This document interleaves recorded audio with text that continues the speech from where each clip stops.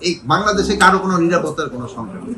স্বরাষ্ট্র মন্ত্রণালয় সবার জন্য প্রস্তুত আছে এবং স্পেশালি যাদের জন্য দরকার তাদের জন্য স্পেশাল যেটা দেওয়ার দরকার এটার জন্য আমরা ঝুঁকিপূর্ণ তালিকাটা আপনাদের আমরা দিতে চাচ্ছি না একটা কারণে এই ঝুঁকিপূর্ণ এটা কিন্তু চেঞ্জ হতে থাকে পরিস্থিতির সাথে সাথে।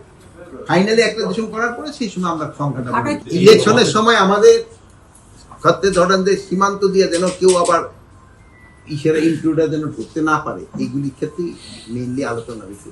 প্লাস আপনার ধরেন কোন রকমের যেন উস্কানিমূলক ইটি যেন বাইরে থেকে যেন না এই এটা কেউ কোনো অভিযোগ করে না। আমি এই প্রথমবার আপনার কাছ থেকে শুনলাম, আমার কাছে কেউ কোনো অভিযোগ করে না, আমার কাছে কেউ একটা অভিযোগ করে না। সত্যি কথা, এই মেধাবীতে মানে এই পাবলিক সার্ভিস কমিশন তো মেধাবীদের নিয়ে সিলেক্ট করছে।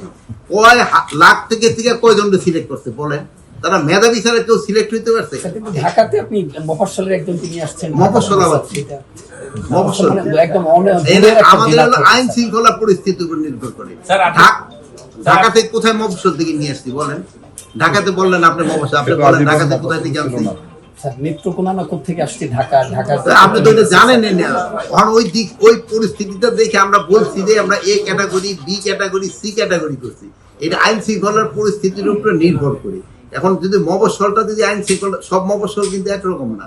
আর মফস্বল না, এখন সবাই দিন বাংলাদেশের জেলাগুলি কিন্তু ডেভেলপ